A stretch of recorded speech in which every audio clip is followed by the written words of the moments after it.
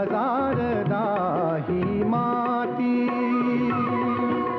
या ओठांनी चुंबून घेईन हजारदा ही माती.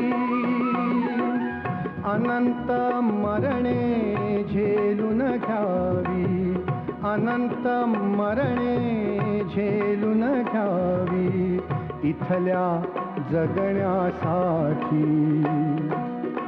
इथल्या पिंपळ पानावरती, इथल्या पिंपळ पानावरती अवघे विश्वतरावे.